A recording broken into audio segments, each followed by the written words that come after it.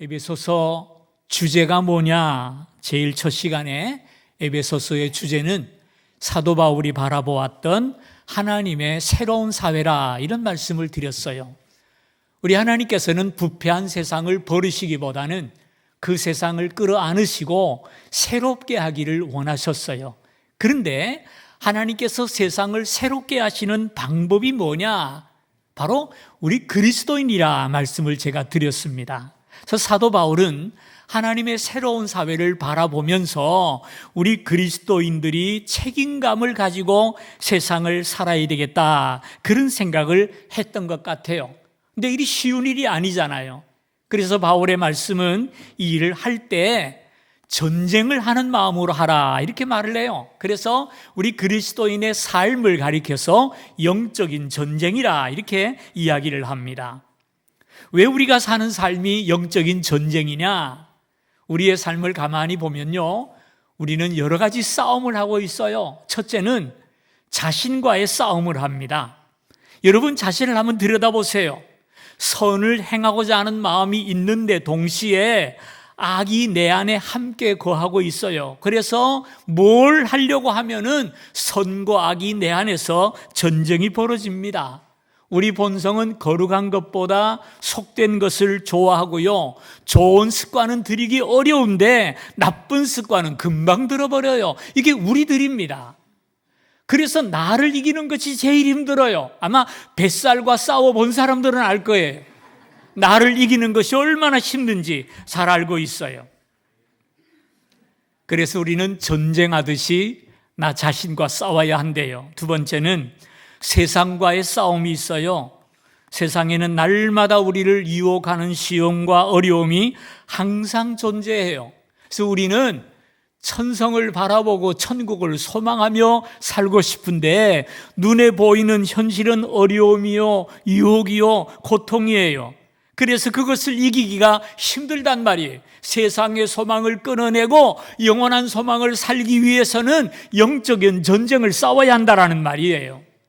세 번째는 실제하는 약한 영과의 싸움입니다. 우리의 씨름은 혈과 육을 상대하는 것이 아니요, 통치자들과 권세들과 이 어둠의 세상 주관자들과 하늘에 있는 악한 영들을 상대함이라. 누구를 가리킵니까? 사탄을 얘기하는 거예요. 사탄은 할 수만 있으면 주의 백성들을 잡아서 자기 백성을 삼으려고 우리를 유혹합니다. 매스미디어를 통해서, 고난을 통해서, 여러 가지 시험을 통해 우리를 유혹해요. 이 사탄의 유혹과 싸워야 되는 싸움이 우리에게 있어요. 마지막 네 번째는 사명 성취를 위한 싸움이에요. 우리를 부르시고 우리를 구원하신 하나님은 우리를 통해서 세상을 새롭게 하시는 하나님의 계획을 이루어 가기를 원하신단 말이에요. 그래서 우리 그리스도인이 살아야 할 합당한 삶이란 뭐냐? 이 사명을 위해서 살아가는 삶이에요. 쉬운 일이 아니거든요. 그래서 바울은 전쟁하는 군인처럼 싸워라 라고 말을 해요. 우리 그리스도인은 모두가 예수 그리스도의 군사요, 우리는 이 세상을 살아갈 때 편안한 것을 좋아하지 말고 영적인 전쟁을 싸우는 군인의 자세를 가지고 이 세상을 살아야 할 줄로 믿습니다. 그러면 우리가 이 전쟁에서 이기기 위해서 우리는 무엇을 준비해야 할까? 오늘 본문에 보면 두 가지를 준비하랍니다. 첫째는 영적인 체력이 준비되어야 한답니다. 끝으로 너희가 주 안에서와 그 힘의 능력으로 강건하여지라 라고 말을 해요. 군인이 싸우려면 무기가 좋아야 됩니다. 그러나 무기를 다루려면 기본 체력을 우리가 가지고 있어야 되죠. 강한 정신력과 체력이 있어야 그 전쟁을 치를 수 있는 것 아니겠습니까? 그래서 그리스도 안에서 우리가 먼저 강건해지라 말씀을 합니다. 야구하는 선수를 좀 생각해 보십시다. 등치 크다고 야구 잘하는 거 아니에요. 키가 좀 작아도요, 볼을 던지는 요령을 알면 야구를 잘할 수 있습니다. 그런데 요령만 가지고 안 되는 것이 뭡니까? 체력이 있어야 돼요. 그래서 야구 선수들을 보면 야구 없는 겨울, 시즌이 지나고 겨울이 되면은 노는 거 아니에요. 저 하와이로 어디로 전지훈련을 가가지고 땀을 뻘뻘 흘리면서 훈련을 합니다. 돌아오면 쉬느냐? 아니요. 돌아오면 강원도 가가지고 얼음 깨고 물속에 들어갔다 나오더라고요. 왜? 그 사람을 강한 사람으로 만들기 위해서요. 마찬가지로 영적인 전쟁에서 우리들도 강한 체력을 가져야 된답니다.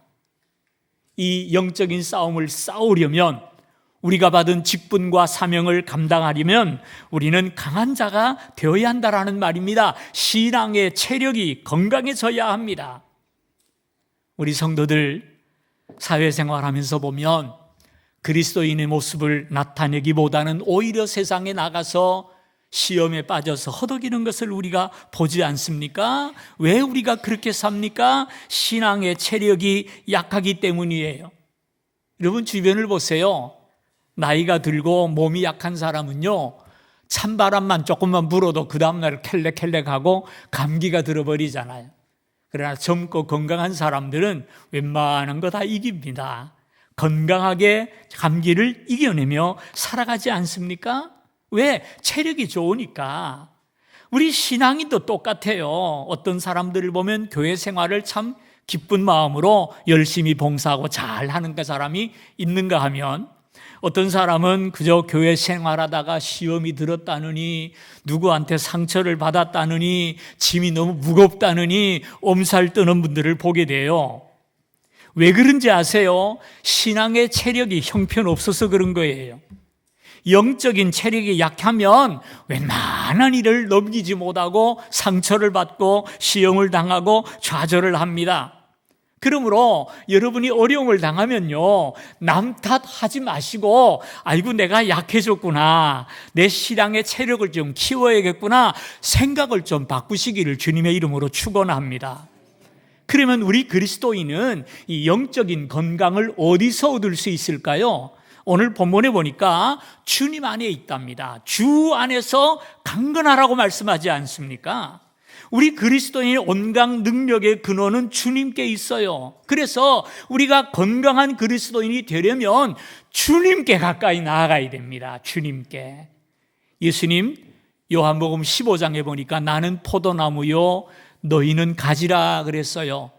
가지가 건강하게 잎을 피우고 꽃을 피우고 열매를 맺으려면은 다른 것 없어요. 줄기에 꼭 달라붙어 가지고 줄기에서 나오는 영양을 빨아 먹어야 열매를 맺을 수 있는 거예요. 제 아무리 건강한 가지도 줄기를 떠나면, 다시 말해서 잘려 나가면 그 시간부터 말라집니다. 재구실을 못하고 모아가지고 불살라버리고 말지, 그거 아무 쓸데없는 거예요. 우리 그리스도인이 그러하다라는 말입니다. 우리가 믿음으로 강건하게 세상을 이기려는 그 비결이 어디 있느냐? 주님께 가까이 나가서 주님께 붙잡혀 있어야 된다라는 말이에요. 주님께 뿌리를 내리고 주님으로부터 오는 은혜를 입을 때 우리가 세상을 이길 힘이 있는 거예요. 여러분 요즘 태양열 전지가 유행하지 않습니까? 태양열 발전기라 그러죠, 그죠? 태양열을 받아서 전기를 일으키는 커다란 판넬, 아파트에도 하나씩 붙여 있고 우리 교회 옥상에도 수십 장이 붙어 있어요. 거기서 전기를 생산합니다. 그래서 거기 나오는 전기가 약 30kW 정도 나오는데요. 그러면 우리 교회가 다 쓰고도 남을 정도예요. 그런데 그거는 어떤 기준이냐? 햇빛이 쨍쨍 비치는 날의 이야기예요. 구름이 끼고 비가 오면 상황이 달라져요. 그 태양열 배터리는 맥을 못 춥니다. 아무 힘을 내지를 못해요. 이걸 아셔야 돼요. 우리 그리스도인이 그와 같은 거예요. 주님의 빛을 받지 못하면 우리는 세상에서 패배할 수밖에 없는 것입니다. 주님과 나 사이가 투명하지 못하고 죄악의 구름이 끼면 우리는 맥을 잃어버리는 거예요. 사랑하는 성도님들, 주님께 더 가까이 가셔서 주님의 힘으로 세상을 이기는 성도가 되기를 주님의 이름으로 축원합니다. 그래서 영적인 전쟁을 이기려면 첫째는 주님께 가까이 나아가야 돼요. 우리의 신앙의 체력이 강건해져야 된다는 말입니다. 두 번째가 있어요. 그것은 무기가 좋아야 전쟁에서 이길 수가 있습니다. 하나님의 전신갑주로 무장하라고 말을 하죠. 마귀의 간계를 능히 대적하기 위하여 하나님의 전신갑주를 입으라. 무슨 말입니까? 현대전은요, 무기가 좌우합니다. 무기가 좌우예요. 비행기가 서로 떴는데 성능 좋은 비행기는 이 비행기가 상대방이 있다는 것을 알아차리기 전에 벌써 미사일을 발사해서 왜 죽는지도 모르고 죽어요. 이게 오늘 현대전입니다. 무기의 성능이 좌우합니다. 그리스도인의 영적인 전쟁에서 이기는 비결도 우리가 그리스도 안에서 강한 것이 첫 번째고, 두 번째는요, 좋은 무기를 가져야 돼요. 어떤 무기를 가져야 할까? 지금 사도 바울이 에베소서를 쓸 때 그는 로마의 감옥에 있어요. 감옥의 창살 너머로 로마 군인들이 왔다 갔다 하는 모습을 보게 돼요. 아마 그것을 보았을 거예요. 로마 군인들이 칼을 차고 완전 무장을 하고 씩씩하게 다니는 모습을 봅니다. 그 로마 군대는 그 당시 세계 최고의 군대입니다. 최강의 군대죠. 그들의 훈련은 유명할 만큼 강한 훈련을 받아요. 그래서 건강한 체력을 가지고 있어요. 거기다가 온몸을 감싸는 비싼 갑옷은 칼날도 화살도 뚫지 못하고, 그래서 그들이 강력한 군대가 되는 거예요. 그들의 무장과 그들의 신체를 보면서 바울이 생각을 합니다. 에베소 교회 성도들이 영적인 싸움을 싸워야 되는데 저 로마 군인들처럼 건강하고 무장을 했으면 얼마나 좋을까. 자, 그렇다면 우리 그리스도인은 어떤 무장을 해야 할까? 바울이 감옥 속에서 생각을 합니다. 그리고 손뼉을 치며 말을 합니다. 그래, 하나님의 전신갑주로 무장해야 되겠다. 전신갑주란 뭐냐면요, 온몸을 감싸는 갑옷을 얘기합니다. 그게 전신갑주예요. 그런데 그 갑주가 하나님의 전신갑주예요.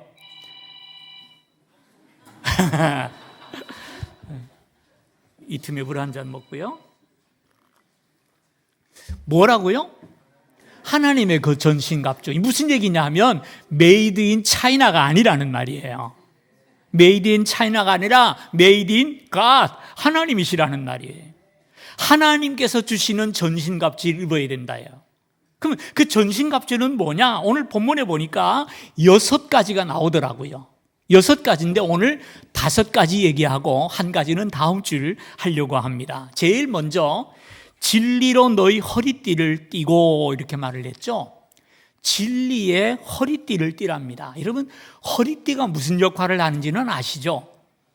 바지가 흘러가지 않도록 붙들어 매는 게 허리띠입니다. 예? 허리띠 없으면 이거 붙잡고 설교해야 돼요. 원고를 어떻게 넘겨요?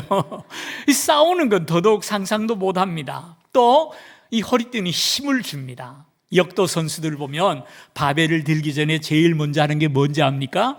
허리띠를 쫄라매고 그 다음에 손에 파우더를 묻혀가지고 들더라고요. 힘을 얻는 거예요. 세 번째, 허리띠는 많은 것을 거기에 찰 수 있어요. 저도 군 생활을 해봤는데요, 그 탄띠라는 허리띠가 있어요. 그걸 차게 되면은 오른쪽에 대검이라 그러잖아요. 칼을 차고요. 그 다음에 뒤에는 수통을 맵니다. 수통. 왼쪽에 수통이군요. 그리고 앞에는 총알 탄창을 2개를 차고요. 그다음 오른쪽에는 약상자를 탑니다. 차요. 약상자. 그리고 뒤에는 판초 위를 똘똘 말아가지고 뒤에 이렇게 통이라 끈으로 묶어가지고 그걸 차고 다닙니다. 그래야 두 손이 자유롭잖아요. 수통 들고 대검 들고 뭐 들고 어떻게 싸워요? 안 되니까 다 묶어내는 겁니다. 그게 허리띠예요. 영적인 전쟁에서도 허리띠가 중요합니다. 근데 그 허리띠는 어떤 허리띠냐? 메이드 인 차이나는 가죽으로 만들지만 메이드 인 갓은 진리라고 합니다. 진리를 따라 살 때 우리가 자유롭게 싸울 수 있다는 거예요. 두 손이 자유로워서 싸워나갈 수 있다는 것입니다. 그게 무슨 말일까요? 진리대로 살면 우리는 삶의 자유함을 누리게 됩니다. 과거의 정치인들을 보면, 요즘은 안 그러겠습니다만은요, 과거의 정치인들을 보면은 정치 자금을 기업인들로부터 많이 받았어요. 그래서 선거가 나갈 때 자금을 모아가지고 그 돈을 써서 당첨이 됩니다. 당선이 됩니다. 그러면 이제 당선이 되면 그다음부터 내가 자유롭게 정치 활동을 하느냐? 아니에요. 돈 받은 기업인들의 말을 안 들을 수가 없잖아요. 그 기업인들에게 매이게 되었어요. 자유가 없어요. 매이게 된다라는 말이에요. 여러분, 정치 자금 하나 합법적으로 받지 않고 불법으로 받으니까 자유를 빼앗기지 않습니까?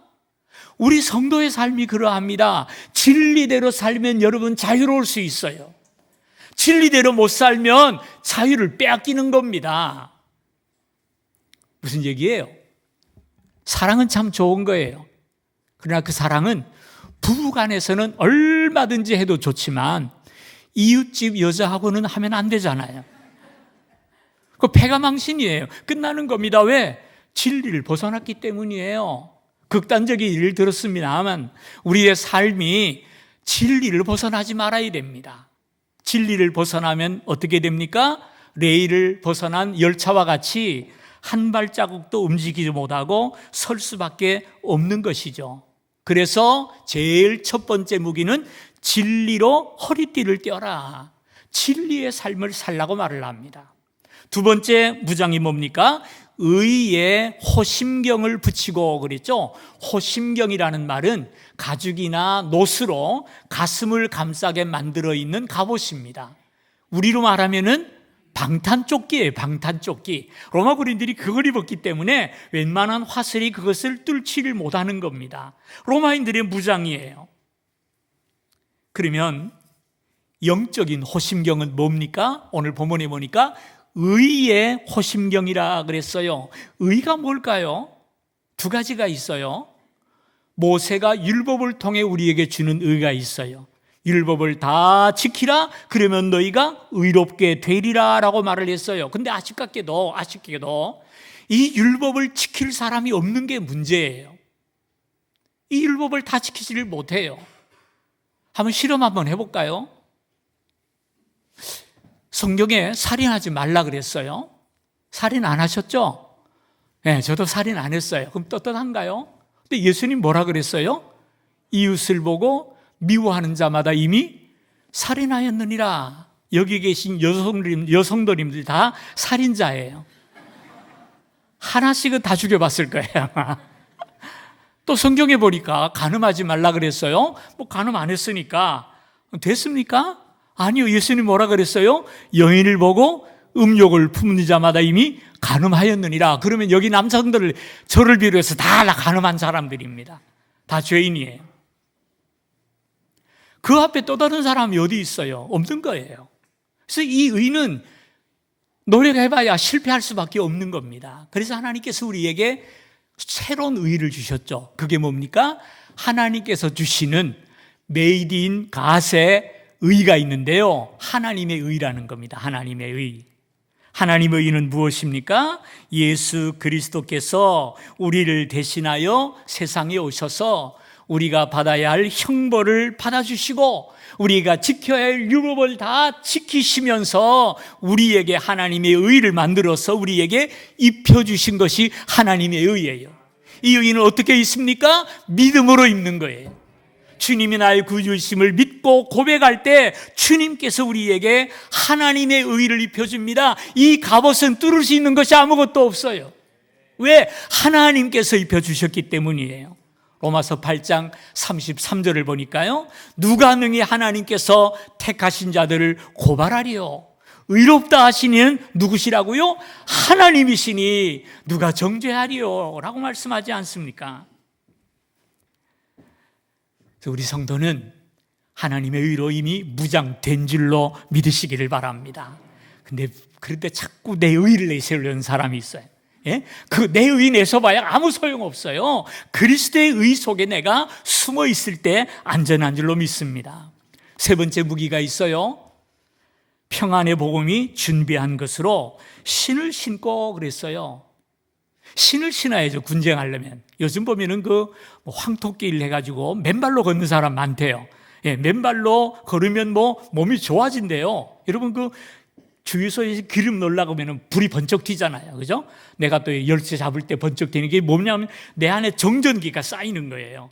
근데 맨발로 걸을 때 발이 딱 접지가 되니까 전정기가 싹 빠져나간대요. 그러면서 스트레스도 나가고 안에 노폐물이 나간다.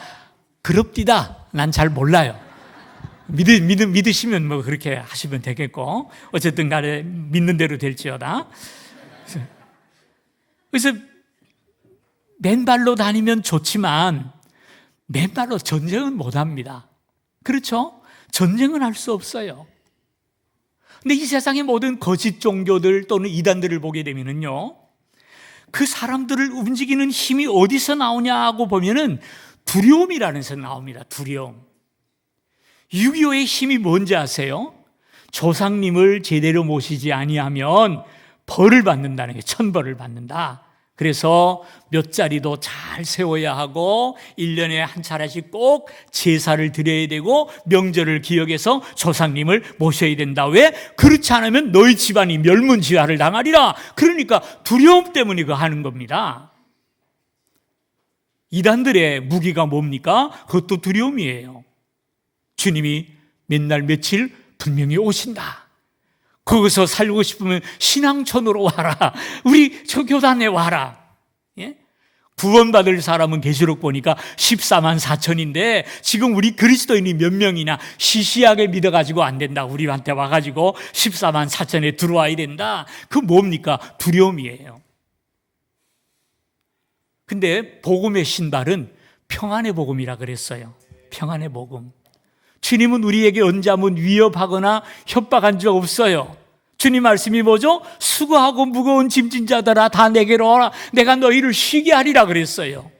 우리 협박하지 않았어요. 쉬게 해주시겠대요.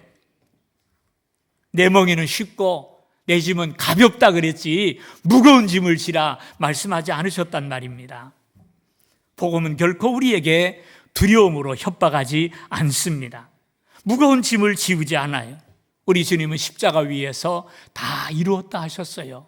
뭘 다 이루었다는 것입니까? 우리의 죄 씻음, 우리의 의, 하나님 앞에 설 수 있는 그 의, 이 모든 것을 주님께서 십자가에서 다 이루셨고 우리에게 주셨다고 약속하셨잖아요. 믿음으로 받을 때 우리는 주님 안에서 준비된 무장한 사람이 될 줄로 믿습니다. 그래서 말씀을 믿고 복음의 신을 신고 자유와 평안을 누리는 성도가 되기를 주님의 이름으로 축원합니다. 네 번째는 모든 것 위에 믿음의 방패를 가지라 그랬어요. 모든 것 위에 믿음의 방패를 가지고 이로써 약한 자의 모든 불화살을 소멸하고 그랬어요. 로마인들이 사용하는 방패는 두 가지가 있다고 합니다. 처음에는 개인적으로 사용하는 동그란 방패예요. 이것은 근접전에 사용합니다. 방패를 잡고 손에 칼을 잡고 상대방과 싸우는 것이죠. 칼이 날아오면은 방패로 맞고 칼로 공격하고, 이게 원형 방패입니다. 또 하나의 방패는 사각으로 난 길다란 방패입니다. 이 목에서부터 아래까지 다 가릴 수 있는 큰 방패예요. 이것은 화살을 막는 방패입니다. 화살이 비오듯이 날아올 때 그 뒤에 숨으면 안전할 수 있거든요. 이 방패는 굉장히 튼튼하게 만든다고 그래요. 쇠나 아니면 노수로 만들고 또는 나무를 만들더라도 나무 위에 가죽을 입히고 쇠로 테두리를 해서 튼튼하게 한답니다. 왜? 적군이 쏘는 활에는 일반 화살도 있지만 불화살이 있기 때문입니다. 불화살이 뭐냐? 화살 끝에다가 솜방망이를 만들어가지고 그 솜방망이에 송진을 잔뜩 묻혀서 불을 붙인 다음에 쏘면 이 화살이 날아와서 박히면 화살로 인한 상처도 있지만 그거보다는 송진이 불에 타면서 더 큰 상처를 입게 되는 것이죠. 그래서 전쟁을 싸워나가는 것인데 그것을 막기 위해서는 이렇게 튼튼한 방패가 있어야 된다는 거예요. 근데 우리에게도 불화살이 날아온다라는 사실을 알고 계십니까? 누가 쏘는지 아세요? 사탄이 쏘는 것입니다. 사탄은 날마다 우리에게 불화살을 날려요. 의심의 화살을 날립니다. 하나님이 정말 살아계실까? 예수님이 정말 부활한 게 사실일까? 의심의 화살을 날립니다. 두려움의 화살을 날립니다. 하나님이 정말 너를 도와줄 것 같아? 너 그렇게 진리대로 산답시고 그러다가 깡통 차기 십상이야. 화살을 날립니다, 사탄이. 욕심의 화살이 있어요. 조금만 더 모으자. 그러고 나서 신앙생활도 하고 봉사도 많이 할 수 있잖냐. 조금만 더 모아. 그 조금만 더에 끌려가다가 사탄의 영원한 노예가 되는 것 아니겠습니까?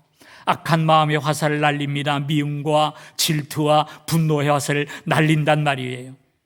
그런데 여러분 잘 들으세요. 중요한 것은 이런 화살을 마귀가 날리지만 마귀가 우리에게 제공하는 것은 불쏘시개일 뿐이고 활활 타오르는 재료는 나 자신에게 있어요. 나 자신에게. 예? 보세요. 오래간만에 동창회를 갔더니 아니 세상에 학교 다닐 때 그렇게 지질이 공부도 못하고 가난하고 예? 그리고 못생겼던 애가 나타났는데 얼굴을 뜯어고쳐가지고 그냥 완전히 달라졌죠. 벤츠를 타고 왔는데 명품을 쫙 거치고 왔어요. 보니까 남편 하나 잘 만나가지고 인생이 저러고 바뀌었구나. 그 어디로 화살이 갑니까? 우리 남편은 뭐 하는 거야? 우리 남편은 뭐 하는 거야? 화살이 가요. 예? 예수 안 믿어도 저렇게 잘 사는데 맨날 교회 사는 나는 왜 이러나 의심이 찾아옵니다. 훨훨 마음속에 불길이 일어나기 시작했어요. 내 몸을 태우는 거예요. 내 인생을 태워버리는 거예요. 그래서 우리에게 필요한 게 뭡니까? 믿음의 방패요. 불화살을 막을 수 있는 방패란 말이에요. 그 방패는 믿음이에요. 믿음. 여호와는 나의 목자시니. 좀 죄송하지만 우리 성도님들 이 믿음만 좀 가져도 세상을 당당하게 살 것 같아요. 먹을 것, 마실 것, 입을 것 하나님께서 알아서 푸른 초장과 맑은 물가와 쉴 만한 곳으로 인도하는데 뭘 걱정을 합니까? 걱정 안 해도 되잖아요. 왜 걱정합니까? 믿음이 희미해져 가는 거예요. 증거예요, 그거. 예? 하나님은 나의 아버지이십니다. 사랑하는 하나님 아버지, 기도는 멋지게 잘하는데 하나님의 아버지라는 생각이 별로 없어요. 왜? 믿을 수가 없어, 저 아버지를. 돈 많은 아버지는 팍팍 용돈도 주고 막 집도 사주고 하는데 우리 하나님 아버지는 뭐 하는지를 모르겠어. 그래서 우리가 의심에 빠지잖아요. 우리 성도는 날마다 내 믿음을 점검해야 돼요. 내 믿음이 어디까지 왔는지, 제대로 가고 있는지 좀 점검을 하셔야 됩니다. 그래서 내 믿음을 바로 세워야 돼요. 하나님 안에서 여호와는 나의 목자시니 나의 아버지 하나님, 이 믿음만 가지면 세상을 넉넉히 이길 줄로 믿습니다. 다섯 번째는 구원의 투구라 그랬어요. 투구가 뭐죠? 머리를 보호하는 거예요. 자전거 탈 때, 오토바이 탈 때 헬멧 꼭 쓰잖아요. 이 말은 우리 머릿속을 잘 보호하라는 거예요. 우리 머릿속의 생각을 보호하라는 겁니다. 구원의 투구, 구원의 확신을 가지라는 거예요. 나는 하나님의 자녀요. 하나님은 나의 구원이시요. 나의 능력이시요. 나의 구원은 흔들리지 않는다는 확신을 우리가 가지고 있다면 이단이 와가지고 암만 가모니슬로 꼬여도 흔들릴 일이 없는데 이 확신이 없어요. 우리 그리스도인들이. 하나님은 내 아버지시고 나는 주님의 자녀요. 나는 천국의 백성이요.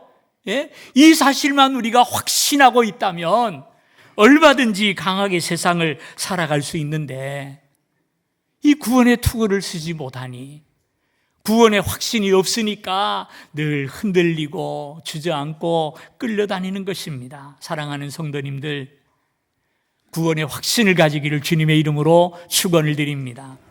5가지 말씀을 드렸어요.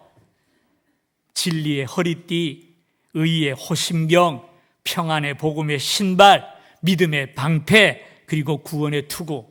여러분, 이 5가지 무장이 어떻게 나에게 주어지는지 아십니까? 이 메이드 인 갓, 하나님의 전신갑주가 어떻게 우리에게 찾아와서 나를 무장시켜 주느냐? 그것은요, 하나님 말씀이에요.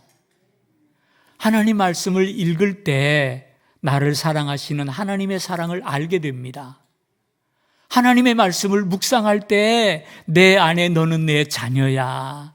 말할 수 없는 탄식으로 나를 위해 기도하시는 성령님의 기도를 우리가 들을 수 있어요. 그때 우리가 무장이 되는 겁니다. 무장이.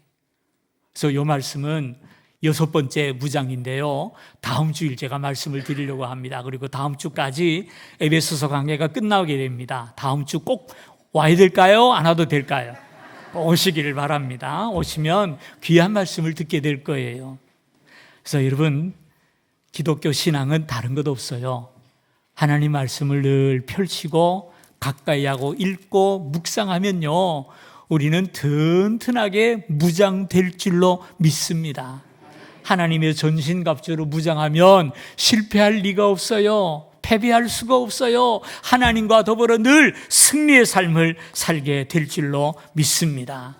오늘 말씀을 꼭 기억하셔서 이 한 주도 승리하는 한 주가 되기를 주님의 이름으로 축원합니다. 기도하겠습니다. 아버지 하나님, 고맙습니다.